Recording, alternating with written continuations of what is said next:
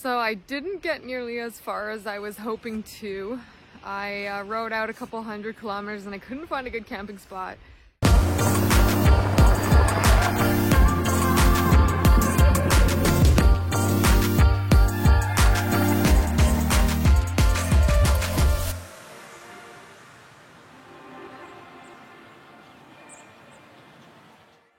Everything was either booked out or just wasn't, I don't know, I wasn't feeling the vibe, so I ended up riding back in the direction of the provincial park I stayed at last night in the area here and found this little wild camp spot here on the beach, and it's pretty ideal other than the fact that it's kind of cold tonight.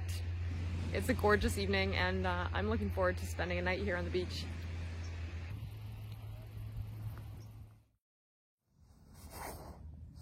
It's so cold. It's beautiful though today. Take a look.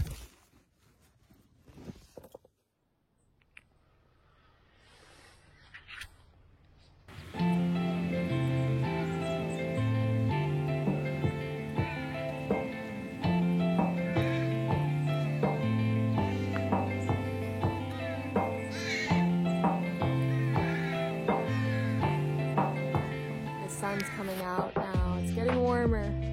I'm all packed up and I'm gonna hit the road and see if I can make a little more progress today. This is something I don't understand. I don't get this. If you're hanging out in a place like this, you clearly love the wilderness, you love nature. Why then do you leave plastic and junk lying around? I don't understand that. I'm gonna pick some of this up because I always try to leave a place cleaner than how I found it. But yeah, I don't understand that.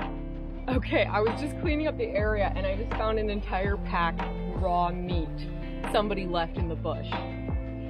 So yeah, I was sleeping just about less than 15 feet away from a pack of raw meat. Well, good thing that no bears visited me during the night. Oh man, come on people.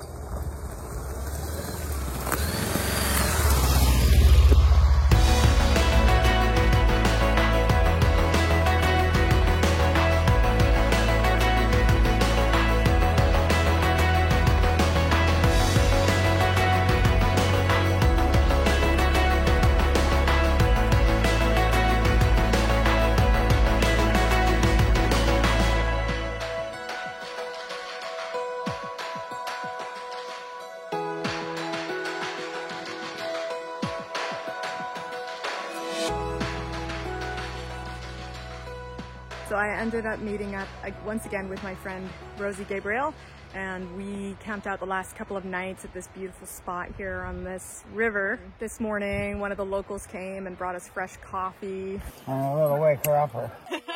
Fireball whiskey. Keith, the neighbor, and his dogs greeted us.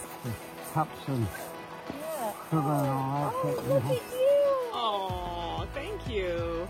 Yeah, it was a nice way to end off. And then finally I got my morning coffee. I do have to say that I'm starting to feel the fatigue of the road. Yeah, it's just been really tiring the last few days, and my body is starting to feel the effects of sleeping in a tent and just all the kind of go. And I know I'm lucky to be out here doing this, and it has been a great trip, but you know, life on the road is not all glitz and glamour, and there is a downside, there is a price you pay, especially when you're motorcycle camping. No bears attacked me during the night, but I did hear like a caribou or an elk or something right outside my tent. I could hear it breathing. I am going to head back to Vancouver, to my home. There are a lot of places that I didn't get to check out on this trip, but that means I'm gonna have to come back for another adventure in the future, and I'm okay with that because I think it's really important to listen to your body, and you know, I'm doing this for enjoyment and for pleasure and not to be a martyr, so I'm okay to cut my trip a little shorter than what I had initially anticipated. I'm just thankful for the journey that I've had so far and for all the experiences that I had here, and of course I'm really thankful that I had the opportunity to share it with you guys. You really do make it all worth it. So thank you for watching.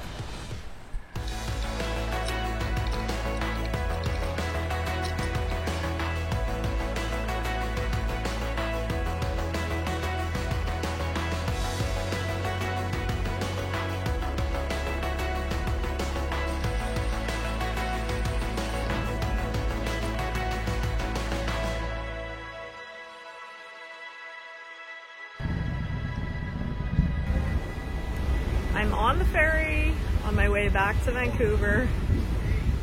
I had an interesting ride back to Nanaimo.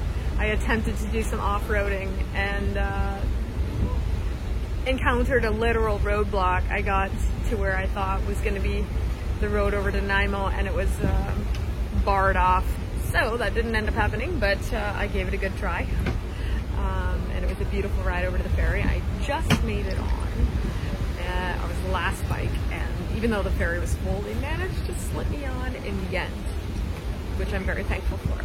Otherwise, I'd be waiting several hours to catch the next ferry.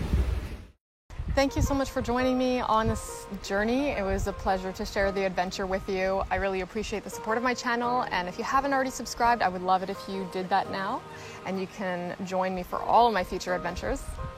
Thanks for coming along for the ride, and see you on the next one.